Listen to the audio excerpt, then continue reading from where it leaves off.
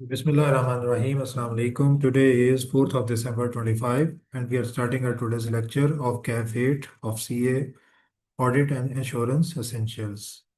तो हम पढ़ रहे हैं अंडरस्टैंडिंग द बिजनेस। कल हमने शुरू किया था मटीरियलिटी। ठीक है। 57 पेज पे हम थे। इससे आगे देखते हैं जी हमारा क्या सूरत हाल है। 57 का थोड़ा साइड पे रह गया था जी। डेफिनेशन ऑफ मटेरियलिटी हम अब पढ़ लेते हैं। कुछ आइडिया मैंने आपको कल दे दिया था, अब हम इसे पढ़ लेते हैं। ठीक है। चीज़ों को हमने पढ़ा नहीं था। तो रिस्क एंड मटेरियलिटी हमने पढ़ा था। वर्ड टू डॉक्यूमेंट पढ़ा था। Materiality IS 320। Auditors responsibility. तो अब मैं सिर्फ रीड आउट इसलिए करूंगा कि मेरा ख्याल है कि ये कॉन्सेप्ट आपके पास अब होने चाहिए। जहां आपको लगता है कि चीज़ पढ़ी नहीं या हम इसे रिलेट नहीं कर पा रहे, वहां पे आप मुझसे पूछेंगे। Auditor responsibility to apply the concept of materiality appropriately in planning and performing an audit of financial statement। ठीक है। स्कोप क्या है कि प्लानिंग में और परफॉर्मेंस एग्जीक्यूशन दोनों में मटेरियलिटी का कॉन्सेप्ट आपने कैसे अप्लाई करना है। What is materiality? As an auditor our objective is to provide level of confidence to the user for the financial statement. ठीक है। उसके बाद हमने यूज़र को एक लेवल प्रोवाइड करना है एश्योरेंस का कि भाई हम ये कह रहे हैं कि चीज़ें ठीक हैं कि ठीक नहीं है। Therefore when auditor is determining materiality the auditor should consider what could be material for the user, not the management. तो आपने जो मटेरियलिटी डिफाइन करनी है अपने पॉइंट ऑफ व्यू से नहीं करनी, मैनेजमेंट के पॉइंट ऑफ व्यू से नहीं करनी, यूज़र के पॉइंट ऑफ व्यू से करनी है। ठीक है ना। जब आप बच्चे से भी बात करते हैं तो आप ये अपना इल्म नहीं झाड़ते।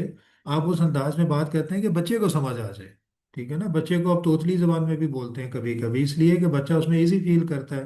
हालांकि आप वो देखने वालों को अजीब सा भी लगेगा कि इतनी बड़ी एज का बंदा कैसे बोल रहा है। आपने ऑडियंस के हिसाब से बात करनी है, और आपका ऑडियंस कौन है? मैनेजमेंट नहीं है। आपको किसने अपॉइंट किया है? Share holders. शेयर होल्डर कौन है? यूजर्स हैं। और ये जानी है जनरल पर्पस फाइनेंशियल स्टेटमेंट्स हैं, ये याद रखना है। इनका नाम क्या होता है? जनरल पर्पस, स्पेसिफिक पर्पस नहीं है। ये शेयर होल्डर के कहने पे हो रही है, लेकिन ये गवर्नमेंट को भी जानी है, शेयर होल्डर को भी जानी है, हर जगह यही जानी है। एक स्टैंडर्ड है। ठीक है। तो आपने यूजर को जहन में रखना है, और यूजर आपके साथ ही है। और फिर यूजर की भी डेफिनेशन होनी चाहिए कि यूजर कौन है। अगर आपके यूजर गवर्नमेंट है तो गवर्नमेंट में तो बड़े हाईली फाइली क्वालिफाइड बंदे भी बैठे हैं, चार्टर्ड अकाउंटेंट्स भी बैठे होंगे। आपका अगर यूजर शेयर होल्डर है तो शेयर होल्डर में चार्टर्ड अकाउंटेंट्स भी हैं और स्टॉक एक्सचेंज के एक्सपर्ट भी हैं। लेकिन शेयर होल्डर्स में एक आम बंदा भी है जो इंजीनियर है, डॉक्टर है, इवन वो डॉक्टर भी नहीं है, सिर्फ बिजनेसमैन है, उसने पैसे बहुत अच्छे कमा लिए हैं, उसने कंपनी के शेयर खरीद के शेयर होल्डर बन गया। गवर्नमेंट में ज़रूरी नहीं है कि आपकी जो रिपोर्ट सिर्फ चार्टर्ड अकाउंटेंट ही पढ़े, हो सकता है मिनिस्टर पढ़े, हो सकता है एक आम अकाउंटेंट पढ़े। तो फिर यूज़र को भी डिफाइन करना पड़ेगा कि यूज़र से हमारी क्या मुराद है। वो बंदा जो अकाउंटिंग का बहुत एक्सपर्ट है, जो आप कह रहे हैं वो समझ लेगा, या वो बंदा जिसे बिल्कुल ही अकाउंटिंग नहीं आती। इन दोनों को हम बेस नहीं कर सकते। तो हमें एक एवरेज आउट करना पड़ता है। तो हम कहते हैं यूज़र वो है जिसके पास बेसिक नॉलेज मौजूद है अकाउंटिंग का, जो अकाउंटिंग इंफॉर्मेशन को असेस कर सकता है मुनासिब हद तक, और उसकी बेस पे अपना डिसीजंस ले सकता है, उसकी सिग्निफिकेंस समझ सकता है और उसकी बेस पे डिसीजंस ले सकता है। तो यूजर की डेफिनेशन भी हमने पढ़ी, अभी पढ़ेंगे भी। बहरहाल ये जो मटेरियलिटी है ये यूजर के पॉइंट ऑफ व्यू से डिफाइन की जाती है कि यूजर अगर जो मौजूद है, जो जिसने ये फाइनेंशियल स्टेटमेंट देखनी है, वो इसे कैसे टेकअप करेगा। ठीक है। वो इस चीज को कैसे समझेगा, उसके लेवल पे जाके अपनी मटेरियलिटी डिफाइन करेंगे, उसके लिए क्या चीज मटेरियल है और क्या मटेरियल नहीं है। अगला डेफिनेशन क्या है? Misstatement, including omissions, are considered to be material if they individually or in aggregate could reasonably be expected to influence the economic decisions of the users taken on the basis of financial statements। अब है तीन चार word बड़े important है जो आपने याद रखने हैं। मिस स्टेटमेंट में क्या होता है? फ्रॉड और एरर। अब एरर क्या होती है? एरर का मतलब है गलत काम कर देना, लेकिन हम एरर के साथ हमेशा एक वर्ड जनरली यूज करते हैं, एरर और ओमिशन। एरर और ओमिशन। फ्रॉड तो अलग चीज है ना। एरर, एरर और ओमिशन। ओमिशन भी एक तरह की एरर है। काम करना गलती है, काम ना करना भी गलती है। ठीक है। आपको एक जगह जाना नहीं चाहिए था, आप चले गए। आपकी फैमिली कहेगी आपने गलत किया, इधर आपको नहीं जाना चाहिए। आपको एक जगह पहुंचना चाहिए था, आप नहीं पहुंचे किसी फौतगी पे या खुदा ना खासा किसी चीज पे, और खाम खाई नहीं पहुंचे सुस्ती की वजह से। आपके दोस्त या आपकी फैमिली कह सकती है यार तुमने गलती की है। इतना क्लोज रिलेशन था, तुम्हें पहुंचना चाहिए था। तो एरर और ओमिशन का वर्ड हम यूज करते हैं, ये भी जहन में बिठा लें, ठीक है। तो मिस स्टेटमेंट जो होती है वो क्या होती है, फ्रॉड की वजह से भी हो सकती है और एरर की वजह से भी हो सकती है। और क्लैरिफाई करने को वो एरर के साथ एक वर्ड ऐड कर देता है, ओमिशन। तो यहाँ भी लिखा है उसने miss statement including omission. Miss statement में दोनों आ गए ना, फ्रॉड एंड एरर, प्लस उसने ओमिशन ऐड कर दिया। दूसरी चीज, इंडिविजुअली और इन एग्रीगेट, वो चीज इकोनॉमिक डिसीजन को इम्पेक्ट करेगी इंडिविजुअली या इन एग्रीगेट, ठीक है। एक बंदे में एक खामी है, आप कहते हैं चलो यार खामियां हर एक में होती हैं, फिर अब दूसरी खामी नजर आ गई, आप कहते हैं चलो यार अब क्या किया जा सकता है, फिर तीसरी नजर आ गई, अब आप फैसला कहते हैं नहीं यार ये बंदा दोस्ती के काबिल नहीं। आपने इंडिविजुअल में स्टेटमेंट पे फैसला नहीं किया, लेकिन जब तीन इकट्ठी हो गई तो आपने कहा नहीं अब मसला खराब है। तो ये याद रखना है कि हम भी अपने ऑडिट में इंडिविजुअल में स्टेटमेंट भी लिखते चले जाते हैं और फिर उन्हें एग्रीगेट भी करके देखते हैं, ये अभी भी हम एक्सप्लेन करेंगे आगे, ठीक है। इसका मतलब है, मैं आपसे एक बात पूछता हूँ, हमने ऑडिट कैसे करना है, हमने ऑडिट प्रोग्राम बनाना है। ऑडिट प्रोग्राम में असर्शंस आएंगे, असर्शन को हमने अपने प्रोसीजर बनाने हैं कि इस असर्शन के लिए ये प्रोसीजर परफॉर्म करेंगे, परफॉर्म होने शुरू हो गए तो गलतियां सामने आना शुरू हो गई, गलतियों का मतलब है मिस स्टेटमेंट सामने आना शुरू हो गई, तो क्या करेंगे, लिखेंगे अपने पास कि यहाँ ये मिसस्टेटमेंट ये, तो इसका मतलब मिसस्टेटमेंट को हमें राइट डाउन करना पड़ेगी। और हम उसे कुछ भी कह सकते हैं, लिस्ट ऑफ मिसस्टेटमेंट्स कह सकते हैं या मेमोरेंडम ऑफ मिसस्टेटमेंट कह सकते हैं, वो बनाते चले जाएंगे। आपको अच्छा, उसमें एक मिसस्टेटमेंट है जो मटेरियल नहीं है, क्या उसे भी लिखना चाहिए? 100 रुपए की गलती है, हमारा जो लेवल है 5,000 रुपये, और गलती जब 100 की, तो लिख लेना चाहिए, लिख लेना चाहिए, इसलिए कि अभी ये 100 की गलती तो कुछ नहीं है, पीछे फिर 50 की, फिर 40 की, फिर 500 की। तो by the end of the day, जब आप पूरे का पूरा वो अकाउंट हेड या क्लास ऑफ ट्रांजैक्शन वेरीफाई कर चुके होंगे, तो फिर आपने मिस स्टेटमेंट को जमा करके देखना है कि टोटल मिस स्टेटमेंट इस अकाउंट हेड में कितनी है, वो हो गई है 5.5 की, तो मेरा लेवल तो 5 था। इंडिविजुअली ये मटेरियल नहीं थी, लेकिन एग्रीगेट होकर मटेरियल हो गई हैं, तो आपको ये चीज़ ख्याल रखनी है, ठीक है ना। तो वो जो आप एक लिस्ट डाउन करते हैं स्टेटमेंट और उसकी अमाउंट वगैरह और उसकी रीजन लिखते हैं, वो डॉक्यूमेंट बेहद इंपॉर्टेंट होती है ऑडिट। सर एक अकाउंट हेड में एग्रीगेट होगा या मुख्तलिफ अकाउंट? नहीं, वो अब डिपेंड करता है ना, एक अकाउंट हेड में ही होगा ना। देखो आपने जो ऑडिट प्रोग्राम बनाया है वो किसका बनाया है, प्रॉपर्टी प्लांट एंड इक्विपमेंट का। प्रॉपर्टी प्लांट इक्विपमेंट में फर्ज करें 6 हेड्स हैं, क्या 6 के 6 का अलग बनेगा? अब ये आप पे डिपेंड करता है। अगर वो तो एक ही जैसे एसेट्स हैं, प्लांट एंड मशीनरी है, उनकी नेचर सेम है, तो प्लांट मशीनरी में बॉयलर भी आ जाता है। अब कहने को प्लांट एंड मशीनरी एक अकाउंट हेड है, लेकिन जब आप फैक्ट्री में जाएंगे तो आपको अलग पता जाएगा। प्लांट एंड मशीनरी कोई एक चीज़ नहीं होती, उसके अंदर पाइप, छोटे पाइपों से लेके बड़े पाइप से लेके छोटी मोटर से लेके बड़ी मोटरों तक, और फिर बड़े बड़े बॉयलर से लेके छोटी छोटी छोटी पेच और नट बोल्ट तक भी होते हैं। कहने को तो मशीनरी कह देते हैं, मशीनरी तो is a aggregation of hundreds और समटाइम थाउजेंड्स ऑफ आइटम्स। अब उनमें मुख्तलिफ आइटम की लाइफ भी मुख्तलिफ होती है। मोटर जो है उसने दिन रात चलना है, वो तो 2 साल में ख़त्म हो जाएगी। बॉयलर हाउस के अंदर 2,000 3,000 डिग्री पे हीट देनी है, अंदर से वो जल भून के वो 2-3 साल में ख़त्म हो जाएगा। लेकिन एक मशीन है वो कम यूज़ होती है, वो तो 10 साल चलेगी। तो आपको वो कॉम्प्लिकेशन भी फेस करनी पड़ेंगी। यहाँ से इससे क्या इम्पेक्ट आएगा, किस में इम्पेक्ट जाएगा, डेप्रिसिएशन। कहने को प्लांट एंड मशीनरी है, लेकिन प्लांट एंड मशीनरी के भी मुख्तलिफ कंपोनेंट की डिप्रिसिएशन मुख्तलिफ अलग से हो रही होगी। कोई किसी की यूजफुल लाइफ 10 साल होगी, किसी की 5 होगी, किसी की 15 साल होगी। ये बहुत लंबा काम होता है, छोटा काम नहीं होता। एस्टिमेट्स भी करने पड़ते हैं। और वहाँ मटीरियलिटी आ जाती है, वहाँ भी मटीरियलिटी का कॉन्सेप्ट आता है कि यार ये मशीनरी 10 साल की है, ये 8 साल की है। अगर मैं दोनों को अलग कैलकुलेट करूंगा तो प्रिसाइज फिगर तो आ जाएगी डिप्रिसिएशन की, लेकिन मुसीबत बनी रहेगी मेरे लिए। तो वाई नॉट मैं दोनों के एज्यूम कर लूँ कि बस ऑन एवरेज 9 साल की लाइफ है, तो मेरा काम आसान हो जाएगा। दोनों को इकट्ठा करके डिप्रिशिएट कर दूँ, जब इकट्ठा करके डिप्रिशिएट किया तो एग्जैक्ट फिगर तो ना आई। 10 साल वाले की डिप्रिसिएशन अंडरस्टेट हो गई, ओवरस्टेट हो गई, और 8 साल वाले की अंडरस्टेट हो गई, क्योंकि 10 साल वाले को आपने 10 साल पे करना था, आपने 9 पे कर दिया। तो आपने तो 9 सालों में खत्म कर दिया, तो थोड़ी सी वैल्यू बढ़ गई पर ईयर डिप्रिसिएशन की। ये सारी चीजें अब आपने सोचनी है मेरे साथ। और 8 साल वाले को आपने क्या कर दिया, ओवरस्टेट कर दिया, ठीक है। अब यहाँ पे कॉन्सेप्ट आएगा कितना ओवरस्टेट हुआ। अगर तो बहुत माइनर फिगर ओवरस्टेट हुई है, कोई इतना खास नहीं है, तो फिर जाने देंगे, अपने आप को ईज पे रखेंगे, ये अलाउड है। लेकिन अगर मटेरियल फिगर, मटेरियल चेंज हो रही है, फिर आपको दोनों को अलग ही डिप्रिशिएट करना चाहिए। तो ये आपके लिए भी मटेरियलिटी का जो कॉन्सेप्ट है ना, ये मैटर करता है। लेकिन मटेरियलिटी का कॉन्सेप्ट रिलेट हमेशा मैनेजमेंट से ही करेगा, उससे करेगा, यूजर से ही करेगा, मैनेजमेंट से नहीं करेगा बेसिकली, ठीक है ना।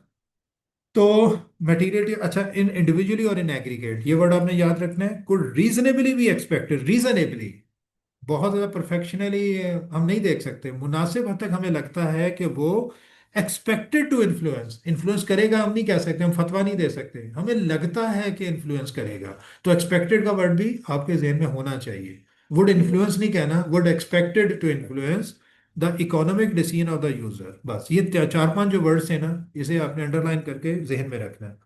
अच्छा जी, never use the word like we calculate the materiality. ये कभी यूज नहीं कहना कि मटीरियलिटी कैलकुलेट कहते हैं। कैलकुलेट कोई क्या चीज होती है जो एग्जैक्ट होती है, या जो एक यूनिवर्सल रूल होता है कि 2 + 2 = 4 ही।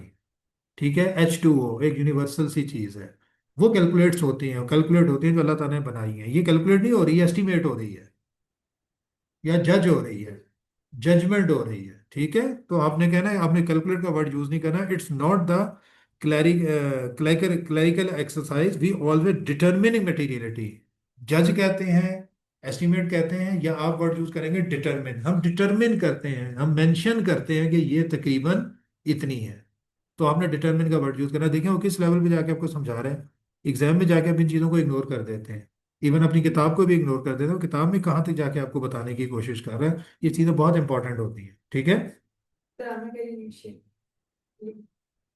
किसे? अच्छा, एक मिनट। आमना, उसका नंबर मेरे पास है, मेरे पास तो नहीं शायद होगा। ग्रुप में कर दूं? ग्रुप का नाम क्या है? Audit audit. अच्छा, चलो, हो गई। ठीक हो गया। अच्छा, डेफिनेशन हो गई। फिर एग्जाम टिप आ गई। The auditor's determination of materiality is matter of professional judgement. जो हमें पता है ना कि क्यों क्यों भाई, कि प्रोफेशनल जजमेंट का मैटर होता है। अब ये आपने बार बार नहीं पढ़ना, ये बुलेट पॉइंट बना लेने हैं। अब हम इतनी बार पढ़ चुके हैं प्रोफेशनल जजमेंट यहाँ यूज हो रही है कि हमें वैसे ही पता है। सिर्फ ये कि वहां जाके एग्जाम में स्किप ना हो जाए, कोई पॉइंट आता हो लेकिन आपके जहन में ना आए उस वक्त, तो आपने इसका सिर्फ एक बुलेट पॉइंट बनाना है कि ये प्रोफेशनल जजमेंट होती है and is affected by the auditors perception of the financial information needs of users. कि आपकी क्या परसेप्शन है कि यूजर की क्या नीड है, आपकी परसेप्शन क्या है। बात वही है कि मैं अपने आप को यूजर के शूज में अपने पाँव रख के सोचूंगा कि अगर मैं यूजर होता तो मैं क्या करता। तो ये जजमेंट ही हो गई ना। एक बंदा जो करोड़पति फैमिली में पैदा हुआ है, उसके लिए ये जज करना है कि गरीब की जिंदगी कैसे गुजरती है, बहुत मुश्किल है। बहुत मुश्किल है। उसके लिए फिर आपको बहुत डीपली सोचना पड़ता है। जैसे अक्सर जब आपने सुना होगा, जो एक्टर्स होते हैं उनके बारे में कहा जाता है कि जनाब फलां ड्रामे में आपने बड़ी अच्छी एक्टिंग की, तो कैसे की? तो कहता है जी मैं तो खुद फकीर बन गया था और मैंने 10 दिन फकीरों में गुजारे और ये किया। ऐसी बातें करता है ना, तो वो यही होता है कि हमें नहीं पता एक फकीर की जिंदगी क्या है, जब तक मैं उस जिंदगी को अडॉप्ट करके कम से कम कोई 4-6 महीने उनके साथ ना रहूं। तो आपने ये परसेप्शन इतनी आसान नहीं होती। तो यहाँ से मुझे एक लतीफ़ा याद आ गया। एक टीचर ने अपने को, बहुत बड़ा स्कूल तो था कोई, उसने बच्चों को कहा कि कल तुमने गुर्बत पे मजमून लिख के लाना है, वो पावर्टी पे। तो एक बहुत अरबपति का बच्चा था, अगले दिन मजमून लिख के लाया। कहता जी हम बहुत गरीब हैं, हमारे घर में चीज़ें भी पूरी नहीं है, हमारे नौकर भी बहुत गरीब हैं, हमारा जो फ्रिज भी है वो भी थोड़ा सा पुराना हो गया, और ये वो, मतलब उसने उसमें भी उसे वही चीज़ें नजर आई, फ्रिज और नौकर चाकर नजर आए। उसे नहीं अंदाजा था कि गुर्बत क्या होती है, कि ये चीज़ें तो बहुत दूर की बात है, वहाँ तो रोटी भी नहीं होती। तो आपको ना ये परसीव करनी पड़ती है, याद रखना। और यहाँ आपकी प्रोफेशनल जजमेंट भी आती है और आपका एक्सपीरियंस भी आता है। अच्छा जी, in this context it is reasonable for the auditor to assume that, हम अब एज्यूम क्या करेंगे यूजर के बारे में, have a reasonable knowledge of business and economic activities and accounting. उसे बिजनेस का मुनासिब हद तक पता है, बिल्कुल फारिग नहीं है बिजनेस से। इकोनॉमिक एक्टिविटीज का भी पता है और अकाउंटिंग का भी पता है। And willing to study the information in the financial statement with reasonable diligence. और ना सिर्फ पता है बल्कि वो दिल, उसका दिल भी चाह रहा है कि मैं पढूं। एक होता है ना पता सब कुछ होता है लेकिन वो कहते हैं छोड़ो यार क्या जरूरत है। वो पढ़ना भी चाह रहा है, वो उसे समझना भी चाह रहा है, उसकी ख्वाहिश है समझे, और उसके पास मुनासिब बेस नॉलेज मौजूद है विद रीजनेबल डिलीजेंस। मतलब वो डिलीजेंस होता है तवज्जो से, वो अभी एक नजर नहीं डाल रहा, तवज्जो से पढ़ना भी चाह रहा है, और उससे पढ़ने के लिए, समझने के लिए उसके पास मुनासिब बेस भी मौजूद है। और बेस कौन कौन सी है? अकाउंटिंग की बेस, इकोनॉमिक बेस और बिजनेस की बेस उसके पास मौजूद है। मुनासिब, रीजनेबल, बहुत ज्यादा नहीं। Understand the financial statement are prepared, presented and audited to level of materiality. उसे ये पता है कि मटीरियलिटी भी कोई बला होती है, और ये जो फाइनेंशियल स्टेटमेंट है मटीरियलिटी के मुताबिक बनी है, ये बिल्कुल परफेक्ट नहीं है। मतलब ये नहीं है कि बिल्कुल एक्यूरेट है, उसे पता है कि मटीरियलिटी का कॉन्सेप्ट क्या होता है। ठीक है ना। Number 3, recognize the uncertainties inherent in the misstatement of amount based on the use of estimates, judgments and the consideration of future events। और वो जो अनसर्टनिटीज हैं, अमाउंट को जो मेजर करना होता है, कैलकुलेट करना होता है, इसमें कुछ अनसर्टनिटीज होती हैं। अब अमाउंट क्लियर नहीं होती है, हमें एस्टिमेट करना पड़ता है, हमें जजमेंट करना पड़ता है, फ्यूचर इवेंट को जहन में रख के करना पड़ता है। उसे इस चीज़ का भी अंदाजा है कि ये काम ऐसे ही होते हैं, कोई परफेक्ट चीज़ दुनिया में कोई नहीं होती। Number four, make reasonable economic decision on the basis of information in the financial statement. और इनकी बेस पे वो डिसीजन करने की पावर भी उसके पास मौजूद है। मुनासिब मुनासिब मुनासिब ही है, रीजनेबल रीजनेबल रीजनेबल ही है। ठीक है, अब ये चारों पॉइंट आपने याद करने हैं। ठीक है ना। यूजर की मुनासिब बेस भी मौजूद है, नंबर वन, और वो पढ़ना भी चाह रहा है। नंबर टू, वो फाइनेंशियल स्टेटमेंट कैसे बनती है, मटेरियलिटी का कॉन्सेप्ट भी उसे पता है। तीसरा, उसे ये भी पता है कि जो फिगर कैलकुलेट होती हैं बिल्कुल 100% परफेक्ट नहीं होती, उसमें जजमेंट यूज होते हैं, एस्टिमेट यूज होते हैं, और फ्यूचर इवेंट्स की कंसिडरेशन भी करनी पड़ जाती है। और चौथे नंबर पे वो इन तमाम चीज़ों को ध्यान में रख के फाइनेंशियल स्टेटमेंट को पढ़ने की सलाहियत भी रखता है। ठीक है, ये यूजर है। आप क्लियर है? इसके मुताबिक आपने मटीरियलिटी डिफाइन करनी है, किसी हाई फाई बंदे को जहन में रख के मटीरियलिटी डिफाइन नहीं करनी। क्लियर? ये बहुत इंपॉर्टेंट है, ये बुलेट पॉइंट भी बनते जा रहे हैं आपके कि मटेरियलिटी में आपको किन किन चीज़ों को ख्याल करते हुए डिटरमिन करनी होती है। फिर डिटर्मिनेशन कैसे होती है? If the determination of materiality is not the mechanical exercise, then how should be determine. ये मैकेनिकल एक्सरसाइज नहीं है, दो में छः जमा कर दो, आठ माइनस कर दो तो मटेरियलिटी आ जाएगी। मैकेनिकल चीज़ तो नहीं है। तो फिर कैसे डिटरमिन करनी है? Based on judgement, based on understanding of user, और based on the nature of business, based on nature of industry etcetera. सारे फैक्टर्स को ध्यान में रख के डिटरमिन करनी है कि यहाँ पे मटेरियलिटी क्या होनी चाहिए। मुख्तलिफ जगह पे यूजर की एक्सपेक्टेशन मुख्तलिफ हो सकती है। ठीक है। अगर हॉस्पिटल की जो रिपोर्ट है उसमें फर्ज करें कि 10,000 रुपये का भी फर्क, 10,000 की बात तो नहीं कर रहा, अगर मेडिकल रिपोर्ट में 2% का भी फर्क है तो बहुत बड़ा फर्क है। 2% से बंदा बच भी सकता है, मर भी सकता है। लेकिन एक फाइनेंशियल इन्फॉर्मेशन में अगर 2% का फर्क है तो कोई फर्क नहीं है। क्या होगा? इन्फॉर्मेशन ही गलत है ना, डिसीजन गलत होने के चांसेस वैसे ही कम है। अगर हैं भी तो फाइनेंशियल डिसीजन डिस्टर्ब होगा, बंदा तो नीचे नहीं जाएगा या ऊपर नहीं जाएगा। तो ये चीज़ें देखनी है कि आपका नेचर ऑफ बिजनेस क्या है। नंबर टू, आप किन हालात में ये डिटरमिन कर रहे हैं। ठीक है ना? तो वो एक, फिर मेरे लतीफ़ा याद आ गया, एक वकील और एक डॉक्टर आपस में बहस कर रहे होते हैं। तो वह डॉक्टर वकील को कहता है तुम्हारी ज़रा सी गलती से ना बंदा 6 फुट ऊपर जा सकता है, मतलब वो फांसी चढ़ सकता है। तो वकील डॉक्टर कहता है तुम्हारी ज़रा सी गलती से बंदा 6 फुट नीचे भी जा सकता है। तो दोनों चीज़ें मटीरियल हैं, ये दोनों चीज़ें सेंसिटिव हैं। ठीक है। आम जिंदगी में आपका फटा चल रहा है किसी प्लॉट का, ज़्यादा से क्या होगा, प्लॉट आपको नहीं मिलेगा, नुकसान हो जाएगा, जिंदगी तो नहीं जाएगी। लेकिन डॉक्टर से फटा चल रहा है या डॉक्टर ने इसे डायग्नोज नहीं किया तो बहुत बड़ा रिस्क है, बंदा ही चला जाएगा। तो ये चीज़ें आपको हालात के मुताबिक, वैसे मिसाल देना, मेटेरियलिटी डिटरमिन करनी होती है। अब उसने स्टेप बता दी। स्टेप क्या है? Understand the ownership structure and user of the financial statement. ठीक है। ओनरशिप स्ट्रक्चर को अंडरस्टैंड करें, क्या ओनरशिप स्ट्रक्चर है और यूजर कौन है, और जनरली आपका बेसिक यूजर कौन है, वो तो शेयर होल्डर्स ही हैं जिन्होंने आपको अपॉइंट किया है। बाकी सब्सिडरी यूजर्स और बहुत सारे हैं। Determine the elements of the financial statement. Financial statement के एलिमेंट डिटरमिन करें। एलिमेंट्स क्या होते हैं जी? एलिमेंट्स ऑफ फाइनेंशियल स्टेटमेंट्स क्या होते हैं? मतलब वो आती हैं, या income statement, balance sheet, changes in equity को एलिमेंट्स कहते हैं।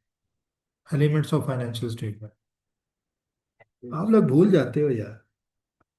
हमने पहले पढ़ा था, अकाउंटिंग में पढ़ाया जाता है, आईटीए में शायद। एलिमेंट्स में होता है ये फाइनेंशियल स्टेटमेंट के हिस्से कौन से हैं, इनकम स्टेटमेंट, बैलेंस शीट, ये हैं या कंपोनेंट्स हैं? कंपोनेंट्स ऑफ फाइनेंशियल स्टेटमेंट होते हैं इनकम स्टेटमेंट, बैलेंस शीट, और ये मिल के बैलेंस शीट बना है, फाइनेंशियल स्टेटमेंट बनाते हैं। एलिमेंट होता है कि इसके अंदर मौजूद क्या है, इंसान के एलिमेंट क्या है। नहीं, वो तो बॉडी पार्ट्स है ना। वैसे क्या कहा जाता है, इंसान के बेसिक एलिमेंट्स क्या हैं? तीन है, हवा, मिट्टी और आग। यही कहा जाता है ना, तीन चीजों से ये एलिमेंट्स हैं, ये बुनियादी चीजें हैं जिनसे इंसान की बॉडी या कोई चीज बनी है। वो फिर हमने बाद में किया ना, वो मुख्तलिफ ऑर्गेन्स, वो तो मेडिकल साइंसेज में इंसान के एलिमेंट्स हैं। और कंपोनेंट्स क्या होते हैं कि एक इस बॉडी है, इसके कितने हिस्सों में तकसीम है? तो कंपोनेंट्स होते हैं statement of financial position, statement of income and expense, statement of changes in equity. Elements होते हैं asset, liability, income, expense and capital.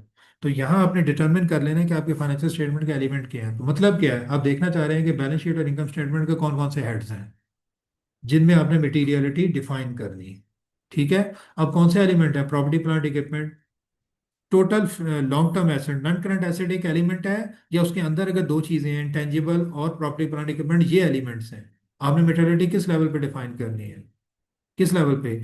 मेरा ख्याल है पीपी की अलग होनी चाहिए और इंटेंजिबल्स की अलग होनी चाहिए, पूरे नॉन करंट एसेट की एक नहीं होनी चाहिए, क्योंकि दोनों की नेचर फर्क है। ये अब आपने डिटरमिन करना है कि एसेट और लाइबिलिटीज की नेचर में कितना फर्क है, और कौन कौन सी क्लास की एक मेटेरियलिटी डिफाइन की जा सकती है और कौन कौन सी क्लासेस की अलग अलग होनी चाहिए। ठीक है। इस तरह इनकम में भी और एक्सपेंस में भी ऐसे ही करेंगे। तो पहले आपने करना है ओनरशिप स्ट्रक्चर को समझना है, ताकि यूजर की नीड्स का अंदाजा हो जाए। फिर आपने एलिमेंट्स देखने के कौन कौन से एलिमेंट हैं जिनकी मुझे मटीरियलिटी डिफाइन करनी है, किस हद तक करनी है। फिर आइडेंटिफाई द बेंचमार्क और of most important to user. फिर आपने फैसला करना है कि यूजर के लिए कौन सी फिगर सबसे इंपॉर्टेंट है जिसे मैं रिलेट कर दूं मटीरियलिटी को। तो बेंचमार्क का मतलब क्या है? बैलेंस शीट में बेंचमार्क क्या है यूजर का? Total footing of balance sheet, कि बैलेंस शीट है कितने की जी। हम अक्सर कहते हैं यार उस कंपनी की बैलेंस शीट 2 अरब रुपए की है। हम क्या कहना चाह रहे होते हैं? बैलेंस शीट का टोटल 2 अरब है। मतलब क्या है? 2 अरब के एसेट्स हैं इस कंपनी के पास, और दूसरी साइड पे 2 अरब की लाइबिलिटीज और इक्विटी है। तो बेसिकली फिर हमने देखना है कि यूजर के लिए बेंचमार्क क्या है। ठीक है। यूजर किस चीज, कौन सी फिगर को सबसे इंपॉर्टेंस देता है? तो इनकम स्टेटमेंट में सबसे ज्यादा इंपॉर्टेंस यूजर किसे देगा? रेवेन्यू को, सेल्स को। तो वहां बेंचमार्क हम सेल्स बना लेंगे कि सेल्स का इतने परसेंट मटीरियलिटी डिफाइन करेंगे। और बैलेंस शीट में किसे वो वैल्यू देता है जनरली? टोटल को। तो हम उसे टोटल एसेट्स को बेंचमार्क बना सकते हैं। लेकिन जरूरी नहीं है, ये हमें डिटरमिन करना है तमाम चीज़ों को देखते हुए कि यहाँ बेंचमार्क यूजर किस बेंचमार्क पे ज्यादा जाने की कोशिश करता है। हम उस बेंचमार्क को आइडेंटिफाई कर लेना है। चौथे नंबर पे determine the appropriate percentage to apply to the selected benchmark. तो जो मैंने आइडेंटिफाई किया, अब हम उसका कितने परसेंट लें, हम ये डिटरमिन करना है। ठीक है। क्लियर हो गया? और पांचवें नंबर पे determine performance materiality and clearly trivial threshold.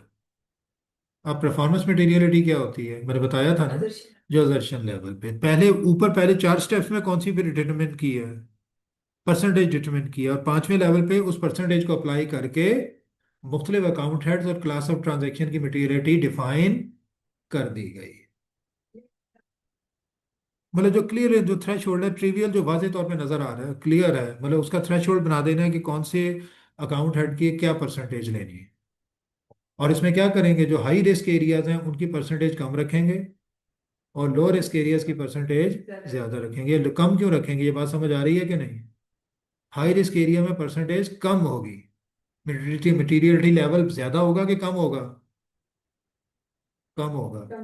जितना ज्यादा रिस्क होगा उतना मेटेरियलिटी लेवल कम रखेंगे, और जितना रिस्क कम होगा मेटेरियल लेवल ऊपर जा सकता है। कम रखेंगे मतलब है कि हम उसे 3,000 नहीं रखेंगे, 2,000 रखेंगे। कहने का मतलब है कि 2,000 से ऊपर मैं एरर कंसिडर करूंगा, अपने आप को बहुत टाइटन कर रहा हूँ।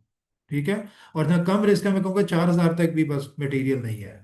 तो मैं, याद रखेंगे रिस्क और मटेरियलिटी लेवल में रिवर्स रिलेशनशिप होता है। Higher the risk, low low the materiality level is set. Clear है? एंड वाइस वर्सा, ये याद रखना। क्लियर हो गया?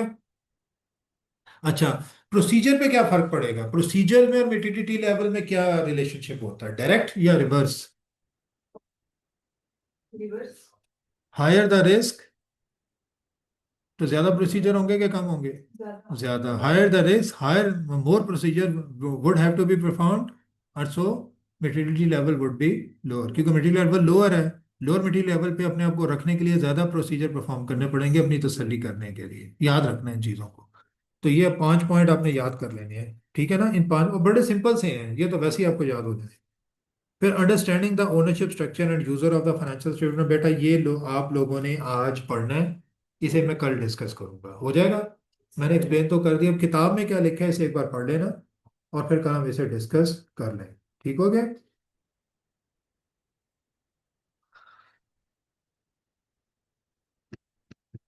इसमें अब आपने एक चीज का बहुत ख्याल रखना है इनसे पढ़ते हुए। एक तो वो समझा रहा है वो तो समझना है, वो तो मैंने भी समझा दी है। आपने इसमें वो चीज़ अंडरलाइन करनी है जो वो रिलेट कर रहा है स्टैंडर्ड के साथ।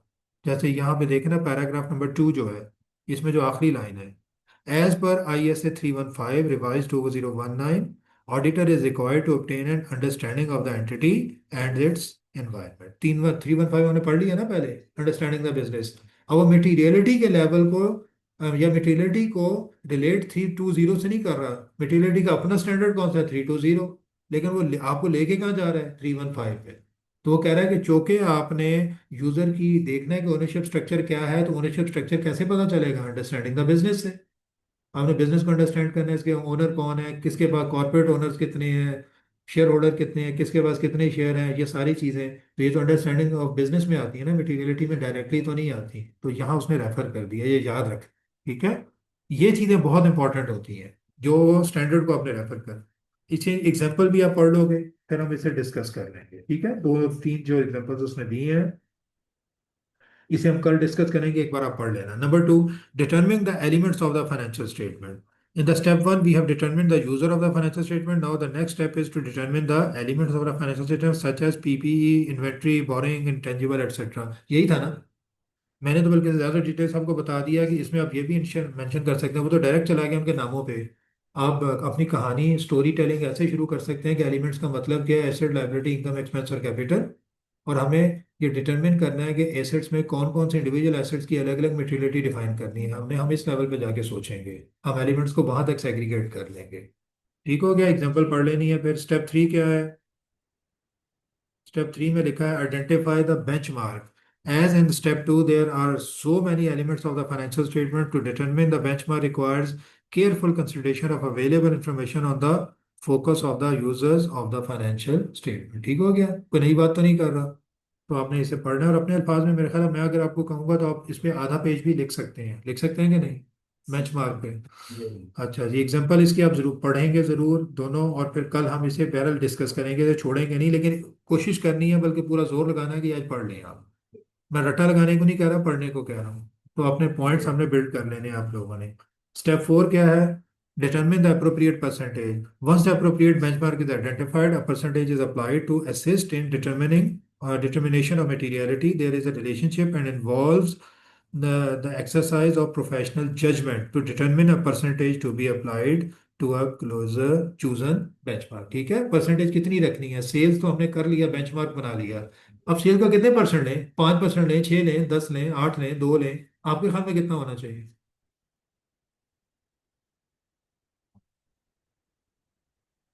कितना होना चाहिए? 2-3%। आप क्या कहते हैं? ठीक है, 2-3%, 1% नहीं होना चाहिए। 1% बहुत स्ट्रिक्ट हो बहुत जाएगा। ज्यादा वो तो हर चीज़ ही मटेरियल हो जाएगी फिर, और हर चीज़ ही मटेरियल हो जाएगी। जनरली मैंने जो देखा ना, KPMG 5% रखती है रेवेन्यू। रेवेन्यू का 5, नहीं, रेवेन्यू का 0.5%।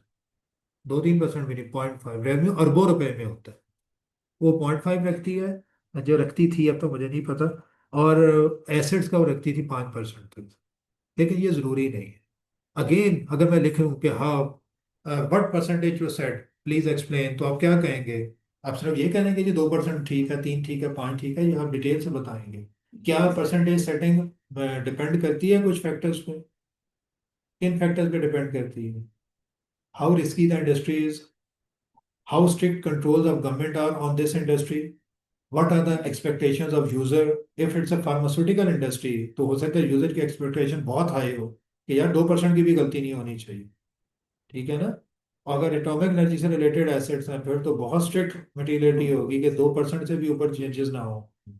ठीक है, तो ये चीजें जहन में रखनी है। तो आपने बताना है, जो जितना कुछ पढ़ा है सब कुछ आपने डाल दें। अंडरस्टैंडिंग द बिजनेस से भी चीजें निकल आएंगे। अगर बिजनेस रिस्की है तो मटेरियल लेवल लोअर रखना चाहिए, परसेंटेज भी फिर हम लो रखेंगे, ज्यादा नहीं रखेंगे, एटसेट्रा। ठीक है, तो ये डिपेंड करता है, ये किसी एक चीज पे आप नहीं कह सकते कि 2-3-4%। आपको बल्कि ये जवाब मुझे देना ही नहीं चाहिए था, आपको कहना चाहिए था सर बाकी फैक्टर्स कंसिडर करेंगे तो मैं बता सकता हूँ, ये बता सकते हैं, अदरवाइज मैं इसका जवाब ही नहीं दे सकती। ठीक है ना? ठीक। आपने स्ट्रिक्ट हो जाना। दूसरा, आपको घुमा फिरा के पूछेगा, आपको चेक करने को, नहीं नहीं कुछ तो बता दें। ये कुछ वाला चक्कर दुनिया में नहीं होता। याद रखना है, जब तक एक चीज पे आप कंफर्म ना हो बीइंग अ प्रोफेशनल, आपने मुंह से कुछ नहीं निकालना, आपने टाल देना है। नहीं सर मैं कुछ नहीं कह सकता, sorry sir, I am sorry, मैं कुछ नहीं कह सकता, जब तक ये 6 चीजें मुझे नहीं बताएंगे मैं कोई ओपिनियन नहीं दे सकता। एक प्रोफेशनल हमेशा ऐसी बात करता है, ठीक है।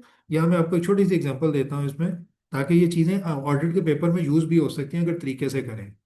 मैंने कुछ अरसा फैसलाबाद में काम किया था क्वालिफाई करने के बाद कुछ देर, तो वहाँ एक केमिकल का इंपोर्टर था। उसका नाम भी मुझे याद है, खैर मैं वो नाम नहीं लूंगा। वो करता ये था कि बाहर से, प्राइवेट लिमिटेड कंपनी थी, बाहर से केमिकल इंपोर्ट करती थी और टेक्सटाइल इंडस्ट्री को प्रोवाइड करती थी। वो करते ये थे कि हर 2 4 6 महीने बाद ना, काफ़ी बड़ा बिजनेस था उनका, बाहर जो सप्लायर थे, मतलब बाहर की जो कंपनी थी जो बनाती थी और जिनसे ये खरीद के आगे देते थे, उनके रिप्रेजेंटेटिव भी बुला लेते थे ये। और इधर से जो लोकल यूज़र था, जो मुख्तलिफ टेक्सटाइल इंडस्ट्री के प्रोडक्शन मैनेजर्स, उन्हें भी बुला लेते थे। दोनों को सामने बैठा देते थे कि जनाब आपस में डिस्कस कर लें। अगर जो यूज़र को कहीं किसी केमिकल में प्रॉब्लम आई है तो उसका रिप्रेजेंटेटिव सामने बैठा है, इससे डिस्कस करेंगे भी आपके केमिकल में हमें ये प्रॉब्लम आ रही है।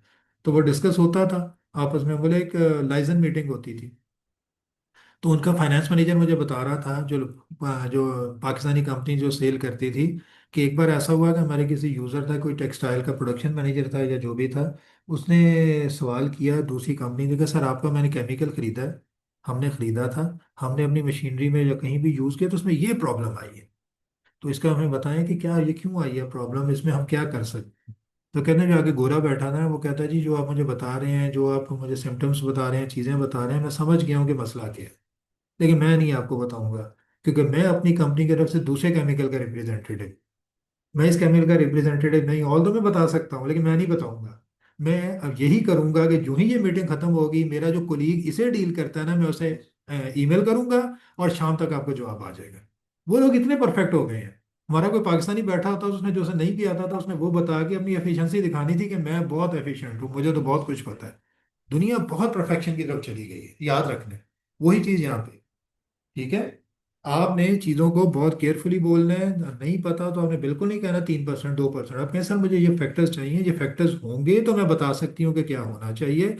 और जब एग्जामिनर को बताएंगे तो ये बताएंगे कि जनरली मार्केट में इस तरह रखा जाता है, however it depends on the following factors, higher the risk, lower the materiality level would be, that's it. बड़ा परफेक्ट सिंपल सिंपल अंदाज में लेकिन कॉम्प्रिहेंसिव अंदाज में आपने एग्जामिनर को बताना है, ठीक है।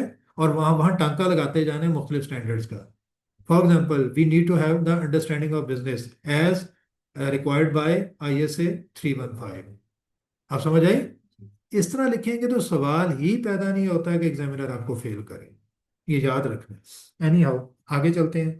Following guidelines may assist the auditor to determine materiality. Please note that these percentages haven't specified by the ISA 320 expressly. वो कह रहा है कि ISA 320 ने परसेंटेज नहीं दी, ये मैं आपको आइडिया दे रहा हूं कि ये हो सकती हैं। Rather these are some of the best practices used by majority of audit firms worldwide. मतलब एक स्टैंडर्ड बना लिया उन्होंने एवरेज आउट करके। प्रॉफिट बिफोर टैक्स का 5%, ठीक है। रेवेन्यू का 1 to 5%, मैंने कहा था KPMG 0.5 रखती है। अच्छा जी, टोटल एसेट्स का अप टू 1%, मैंने वैसे 5 का था, 5 तो खैर बहुत हो जाता है। नेट एसेट्स का 3%। नेट एसेट क्या होते हैं? हाँ तो वो क्या होता है? इक्विटी।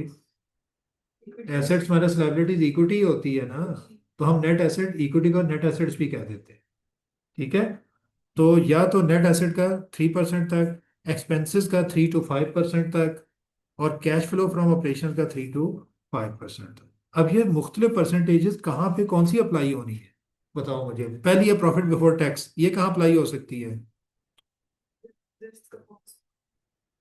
हाँ शाबाश, रेवेन्यू की। यूजर का फोकस रेवेन्यू पे हो, सिर्फ फोकस पे बात नहीं करनी है, और भी रीजन भी है। रेवेन्यूज इन 5 6 जो दिए हैं, में रेवेन्यू के लिए सबसे मोस्ट अप्रोप्रिएट कौन सी है? पहली दो, ऐसे ही लग रहा है। बाकी तीन तो रेवेन्यू से डायरेक्टली रिलेट ही नहीं करती ना, तो वो कोई रिलेशन भी तो होना चाहिए ना। अच्छा, पहली अगर आपने रेवेन्यू से रिलेट करना है, रेवेन्यू से other income, revenue related item, तो पहली दो में से कोई एक उठा सकते हैं आप। अगर आपने बैलेंस शीट आइटम्स की उठानी है तो बेस्ट कौन सी हैं? अगली दो। और अगर आपने एक्सपेंसेस का जो प्रोग्राम बनाया है, एडमिनिस्ट्रेटिव एक्सपेंसेस का ऑडिट प्रोग्राम बनाया है, उसमें कौन सी सबसे बेस्ट है? एक्सपेंस वाली। फिर ऊपर वाली ना करें, रेवेन्यू का भी कर सकते हैं, उनमें पहली दो भी रेलिवेंट हो सकती हैं कि रेवेन्यू से रिलेट कर दिया कि ये एक्सपेंस रेवेन्यू का कितने परसेंट है, ठीक है। लेकिन एक्सपेंस में ये भी तो कर सकते हैं कि एडमिन एक्सपेंसेस में कोई एक individual head total admin expenses का इतने परसेंट है, मतलब 50 करोड़ के एडमिन एक्सपेंसेस है, ये एक्सपेंस सिर्फ 2 लाख का है, तो वो तो मटेरियल ही नहीं है। कितने परसेंट है? 10 करोड़ का 2 लाख। तो आप एक्सपेंस की टोटल फिगर से भी एक्सपेंस के इंडिविजुअल हेड्स को रिलेट कर सकते हैं, लेकिन एक्सपेंस के ओवरऑल जो फिगर है उसे रिलेट कर दें रेवेन्यू से, कि एडमिन एक्सपेंसेस तुम्हारे रेवेन्यू का 3% है और इसमें गलती इतनी हो गई है। तो ये प्योरली आप पे डिपेंड करता है। एक तो ये कि आपने ये यार्ड स्टिक जो बनाई है, 5-6 दिए हैं, ये भी सुन चूज करना है कि कौन से ऑडिट प्रोग्राम में इनमें से कौन सी अप्लाई करनी है। ये भी आपने जजमेंट करनी है, ठीक है ना? और रिलेशन हो बनना चाहिए, रेलिवेंस होनी चाहिए, ठीक है ना? क्लियर है? अच्छा, और कैश फ्लो फ्रॉम ऑपरेशन भी उसने दे दिया है। ये बेसिकली कहाँ यूज करेंगे? कैश फ्लो स्टेटमेंट का ऑडिट करते हुए, कि कैश फ्लो के ऑपरेटिंग एक्टिविटीज में ये रिसीट्स और पेमेंट्स हुई हैं, वो रिसीट पेमेंट भी तो वेरीफाई करनी है, उसे रिलेट कर दें इससे, कैश फ्लो फ्रॉम ऑपरेशन से रिलेट कर दें। और दूसरे केस में ये कहाँ आप यूज कर सकते हैं ये वाली? जहाँ पे उस कंपनी में ह्यूज कैश फ्लोज आते हैं और वहाँ जो प्राइमरी कंसर्न है यूजर का, वो एक्सपेंसेस नहीं है, कैश फ्लो है। इनकम एक्सपेंस नहीं है, एक्रूअल को इतना नहीं देखते, वो कैश फ्लो को देखते हैं। कौन सी इंडस्ट्रीज है जहाँ कैश फ्लो बहुत ज्यादा मैटर करती है? और फाइनेंशियल सेक्टर। फाइनेंशियल सेक्टर में कैश की मूवमेंट है कि नहीं? डेली अरबों रुपए का कैश आता है, अरबों के लोन जाते हैं, तो वहां तो फिर यूजर प्रॉफिट भी देखेगा, लेकिन यूजर ये भी देखेगा कि आप फाइनेंशियली कितने स्ट्रांग हैं। ये तो नहीं है कि आपने सारी चीजें लोन में दे दी और अपने लिए पैसे नहीं छोड़े आपने।